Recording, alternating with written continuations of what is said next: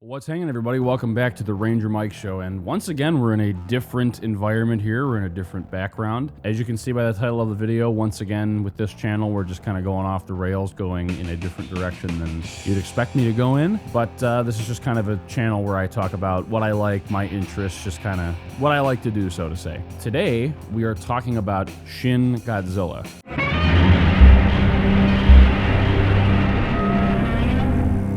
I know that I'm way late on this. I know this movie came out in 2016. It was all talked about back then, but I watched it for the first time last night, and I have things to say about it. I want to talk about it and give you my review. So first, if you haven't already, like this video, share it around to people you may think find it useful, and hit that subscribe button, get that little bell, get notified every time I upload. Appreciate every single one of you being here. It means a lot, even though it's just a small group here. We love it. If you haven't already and you like country music, check out my band's album, Roll the Dice. I'll leave the link to our website below. You can check out all of our social links, Spotify, see where we're playing, and all that. Without further ado, let's kind of get into talking about it. So Shin Godzilla. I'm going to start with a non-spoiler type review, and then we're going to go on from there. So Shin Godzilla came out 2 years after the American 2014 Godzilla, which I really liked. I've been a Godzilla fan my whole life, and a lot of people kind of crapped all over the 2014 American iteration of Godzilla. I thought it was a great movie. I can do another video on that if you want. Shin Godzilla came out 2 years after that. It was like another Japanese Godzilla. I give the movie probably about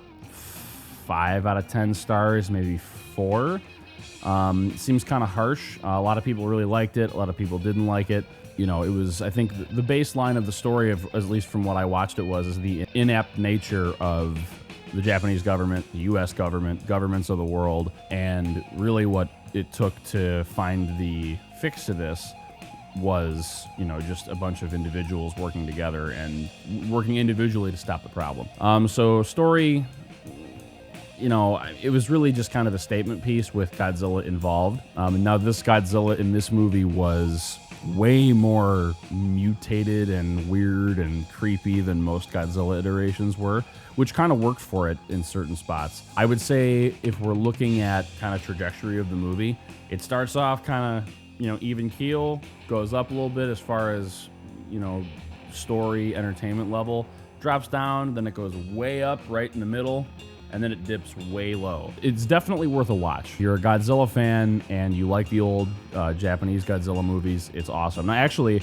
I didn't mean to do this, but I ended up renting both versions, both the dubbed version, the English dub, and the Japanese version. I tried with the English dub first, and it's just too distracting. In a lot of these movies, what they do is have subtitles on the bottom and subtitles on the top. The subtitles on top of the screen tell you who the person is that's speaking, or where they're at, or what the context is. I mean, even in this one, they go as to tell you the model of the attack helicopter when it comes up. So that was a little obnoxious, and they did that even in the English dub. So the problem with the English dub, though, is that you don't get the organic voice of the actor who's speaking and the intonation and what they're saying. Because I started with the English dub and then I went to the Japanese original audio after that. There was actually some discrepancies with the translation, or what they said in the English. So I just watched the Japanese audio, the original, which was much better. If you can get around the subtitles on top that are basically announcing every single thing that comes on screen, it's like most movies, most foreign language films. Everything with the monster was great in the first half of the movie. It got really far-fetched at the end of the movie, so that's why I give it a 5 out of 10, because some special effects, 10 out of 10. Other special effects, really bad. You had some kind of tense horror aspects of it.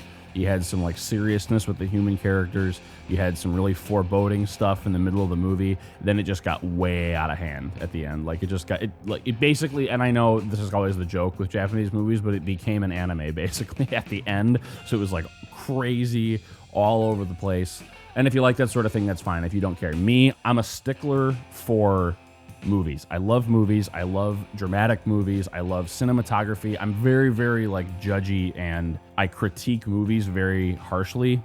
And maybe that's a curse because maybe I can't enjoy them as much. I look for very, very specific things. Cinematography in this movie, there are shots in this movie that rival some of the best of all time as far as cinematography for monster movies go. There was great, like horror, tense aspects of it. There's even some good acting, and obviously, the acting is kind of cheesy in some of these Godzilla movies, but this one there were a few, heartfelt parts that were pretty good. The soundtrack, I can't really, except with the exception of the Godzilla theme that they used in the middle of the movie, which I will talk about in the little spoiler section of this. The soundtrack was just kind of, as the kids would say now, mid. It was just kind of placeholder music, and some of it was a little too joyous and pompous for the situation that was going on. So, I mean, what are you going to do about that? I really, really enjoyed certain aspects of it. So, to end the kind of brief synopsis of it, it's definitely worth a watch. If you've not seen it, it's definitely worth a watch if you're a Godzilla fan. Kind of a different take on Godzilla than they've ever done before. It's really, really fun in certain spots, but if you're just watching it for the ridiculous monster stuff, then you're gonna love the whole thing. If you're like me and you're trying to like keep a purpose in the story, keeping it somewhat believable, and you like cinematography and soundtrack and everything to fit together, you may agree with me on this. So now we're going to move on to the spoiler section where I'm going to talk a little bit more in detail about the movie and just kind of, give my opinions on things. So spoilers here. Okay, so now we're in the spoiler section, and movie starts off with there's this anomaly in the ocean, and it blows up, and there's blood in the water, and the government's like, oh, well, it's just a pipe breaking, and this and that. And people are just kind of like, oh, yeah, whatever, haha, because everyone's used to their daily lives. And this is where they really, really talk about how inept the government is, because they're like, well, we can just do this, and how much will it cost? And it'll cost us this much money. They're really not focusing on the rescue effort, more so as the cost and the economy and whatever. Now, the prime minister or the president, whatever, he's like, I don't want people to get hurt. So his character wasn't like terrible, I wouldn't say, but all of the advisors around him, he's getting thrown different things. There's the main character of the movie. He's really concerned with like, we should be getting people out of here, and we should be like trying to help our country. So it goes on to that. They kind of flash back and forth. There's a lot of human parts, and in Godzilla movies, that's always the complaint, is there's too much human stuff and not enough monster stuff. Although this movie focused more on, it was just Godzilla versus the humans. There was no other enemy monster. They kind of had to focus on the humans a little bit more. But like I said, the story was just about how inept the government is and how they have their own stupid, priorities instead of just saving people, and how like the government just is incapable, even though there's clear things that you should do, they're just not doing it. Godzilla has multiple forms in this movie, so he starts off as like an aquatic creature, and this part's really good because it's like it creates this sense of terror. Like it starts in like way outside Tokyo, so there's panic and there's fear, and this thing's going through the river, and the government's like, it's not going to come on land. It's just the experts are saying, even though they've never seen this thing before, the experts are saying, well, this is just it's just a sea life form. Yeah, it's destroying things, but we can afford to fix that, and blah blah blah. And then they go out and they make an announcement that it won't be coming on land, and then the guy runs in and he interrupts him and he says, yeah, it's coming on land, sir. So then they have to change their story, and it's really creepy and it's really well done the way they do it. Godzilla is like this weird like larva nymph thing. It's like bleeding everywhere, and it's got weird creepy eyes, and it's jiggling all over the place, and it's breaking stuff. Some of the perspective shots are really good with that, and that's something this movie does really, really well, are perspective shots. I believe in monster movies, whenever you're filming or special effects, or whenever you have a movie that's based around something huge, like a giant creature or a giant machine or a building, having perspective shots is always important. By perspective shots, I mean, for example, like in Godzilla, the 2014 Godzilla, that was something Gareth Edwards, the director, did absolutely phenomenally. Giving you, because we're human, right? So like we see things from a certain perspective.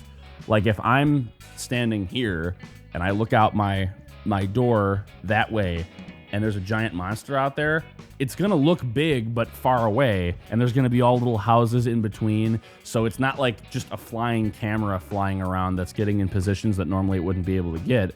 So like when you see something far off and you see a camera shot like that, you are essentially seeing it how someone would see it. So like if I'm in a high rise, 5 miles away, and there's this 600 foot tall monster walking very slowly like 6 miles that way, I'm gonna see it, but it's not like gonna be some weird extra camera. So that's kind of the way the movie Cloverfield did it. Now Cloverfield was a little bit more jerky because it was all handheld cameras, and those can be really good perspective shots, but I think just kind of still static cameras that are like from a far off position really gives you the scale of what's being shot or what's there. So this movie did that really, really well. And in the beginning, when it's in its like little form, it's still really big, but it's like, breaking stuff and it's like sloshing around. Now some of the CGI is a little rough in some of these spots, but still when they use practical effects in this movie quite a bit.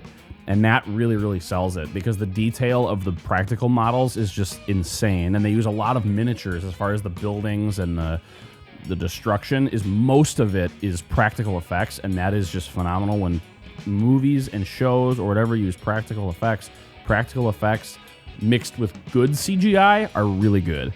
Practical effects mixed with bad CGI can work because the practical effects help, but when you have all CG and it's bad CG, both of those are not great. Once again, unless you put millions and millions of dollars into the rendering and the CG shots, they're not going to be as good. After Godzilla, he evolves, he goes on land, he walks through, he destroys stuff, and the government's like, oh, what are we going to do? So then it goes back into the ocean. And they're like, okay, now what are we going to do? And we have to create teams and of this and that and figure out and study it and this and that. And then he comes back out on land. And this, to me, is the highlight point of the movie where you get goosebumps of how good it looks. Like they put, from what I watched of the movie, they put all their budget and a lot of their time into this center act of the movie. I'd call it the second act of the movie. It's when Godzilla comes up out of the water, but now he's in like towering form. And this design of Godzilla is like, it's crazy. He's got little itty bitty arms, giant, weird human-like eyes on the side of his face, sharp teeth, enormously long tail, huge thighs. A lot of people have called him Thick Godzilla, both the 2014 one and this one, just because of the amount of girth he has on his thighs. When he comes up out of the water and the old theme is playing, and it's just the perspective shots and like some of these shots like from the streets where the tail is swinging over the buildings, it just, because once again, it's from the perspective of humans. We understand that looking at something that's that big, this is how it would look from our perspective. It's not like some flying camera.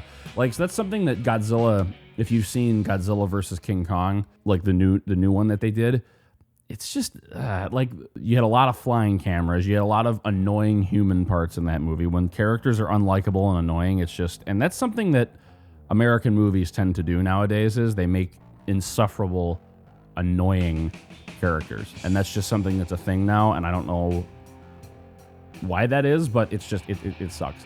The movement of the monsters is too fast in Godzilla vs. Kong. When they're fighting at the end of the movie, the CGI, the way they're punching and they're running, it's all way too fast. If you know anything about like size difference and the way relativity works a little bit, it's like, so to us, our motions are fast, right? Like this is me moving my hand fast. But to an ant, to a bug down there, it looks super slow because they perceive time differently than we do.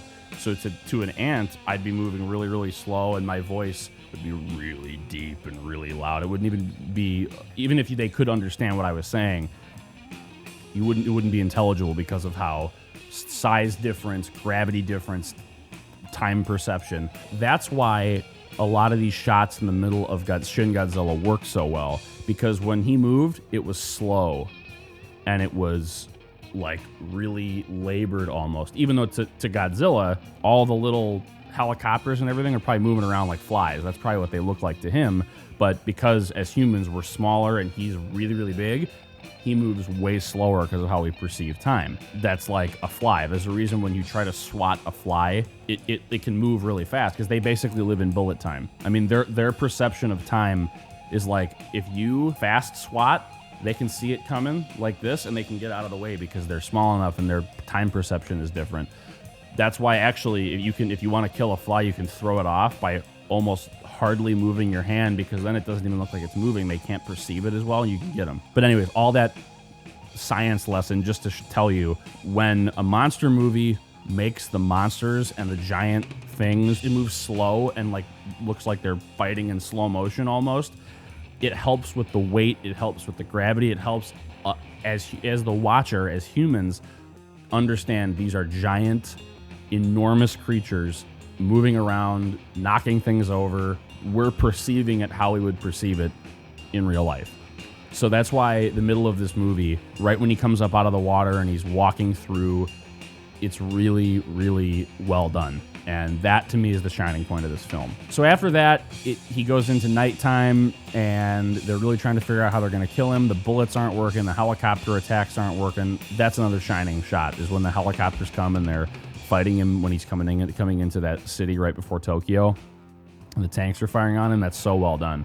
But then after that, when it gets to be nighttime, and then he, belches out all this fire and he shoots his, beam and everything. There's a few, iffy CGI shots, but you give it the benefit of the doubt because you just got over with this awesome scene of him on land and, walking through and destroying things and fighting the military. The CGI gets a little jerky, but once again, there's not as much budget put into this as there is like an American film. They put all this budget into it, yet somehow it looks terrible because there's always these deadlines to meet. So after he spreads this like nuclear waste across the city, burns half of it, kills the prime minister in his helicopter and all that when they're trying to escape, people are all underground. And it is a little ridiculous because he shoots all these beams out of his back to destroy missiles that are coming down or whatever, like from stealth bombers from the U.S. And it's kind of ridiculous, but I was like, all right, I'll give it the benefit of the doubt. This is supposed to be a weird Godzilla that's just like invincible and ridiculous and, whatever. After that scene, the movie kind of went downhill, and because then Godzilla rests for like, he becomes inactive. They don't really explain why he becomes inactive. Maybe I just missed it. He's like going to wake back up. His tail starts evolving into this stuff. Then their plan is to, they're going to nuke him. And there's this whole big thing about we can't drop another nuke on, Japan. And the main characters are like, yeah, we have to do everything we can not to let that happen. And I guess that'd be understandable in the grand scheme of things, seeing as what happened in World War II. They're like, oh, we don't want this to happen again because it's like, it's a serious thing to their country, you know what I mean? And I guess that's understandable as far as the the story goes. So they're gonna freeze him, right? They're gonna put this coagulant into him to make his blood freeze and make Godzilla freeze up. The way they're gonna do it is, though, I thought they were gonna do it like they did it in the old movies where they shoot drills or something into him that then inject the stuff, but that's not what they did.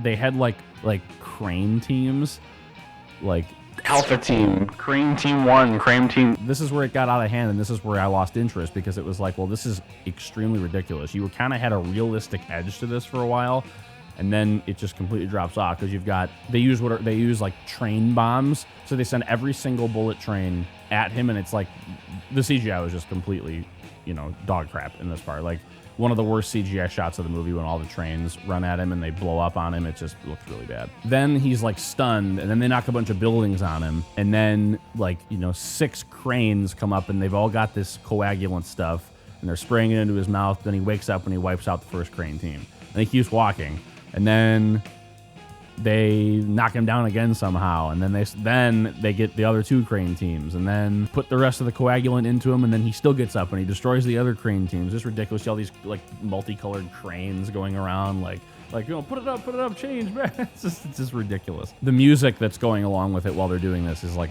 really just kind of cheesy and cheap, and it doesn't really fit the scene, and so it really kind of takes away from the overall vibe of what they're going for. They think, oh no, we've lost, and then Godzilla just freezes, and it's like, okay, that's it, that's the end of the movie. And it's like, Oh, okay. So is he going to unfreeze? And they say that. They're like, oh, yeah, he's going to unfreeze. And it's like, well, if you're trying to destroy him, if he was frozen, why wouldn't you just then break him apart?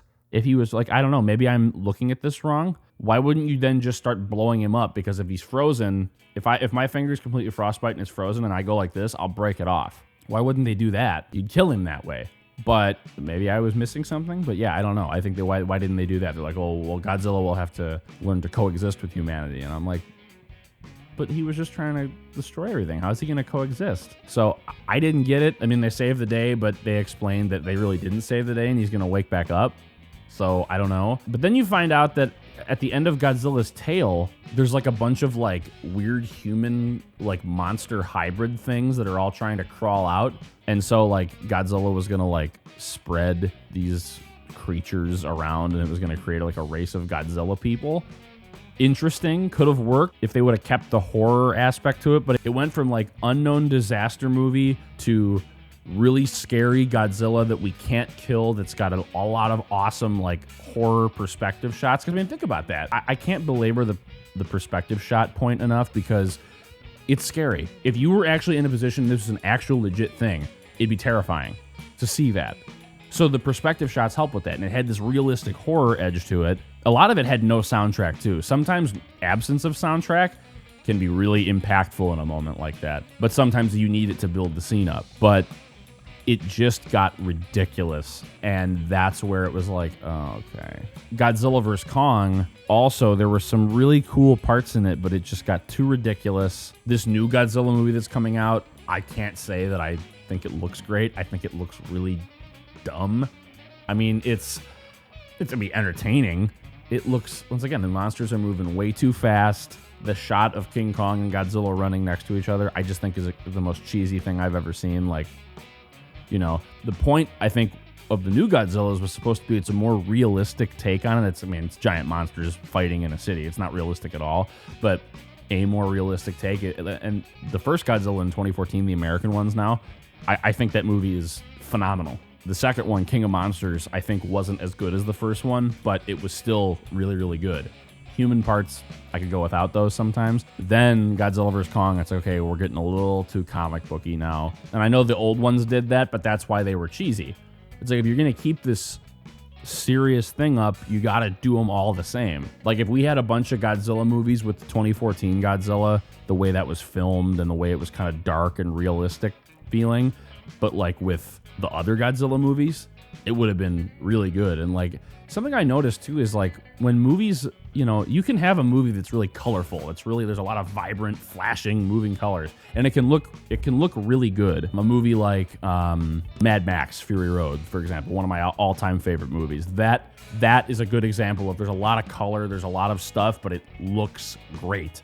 Godzilla, 2014 Godzilla was really muted, vibrant. I mean, it was shot in, I think it was 4K. I think it's 4K, but a lot of muted colors, but it worked because it gave the vibe of the movie. And the second one, King of Monsters, went in between with that. And then Godzilla vs. Kong was the most colorful, you know, and now this new one just is like, looks like a Marvel movie. So Shin Godzilla, my final review is about a 5 out of 10. Would have had more if the story would have stayed more realistic, but it just completely dropped off at the end and became, you know, kind of just lost the vibe it had for me. I would recommend this to all Godzilla fans. If you have not watched it, check out Shin Godzilla. If you watched through the spoilers and you haven't watched it yet, that's fine, but still give it a watch. It's definitely worth it. And then I'd love to hear your thoughts on it in the comments.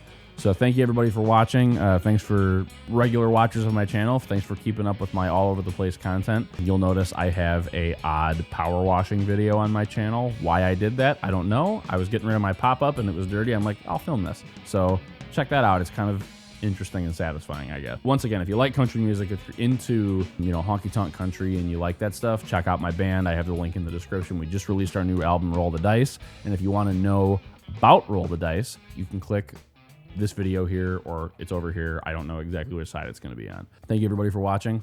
We'll see you next time. God bless.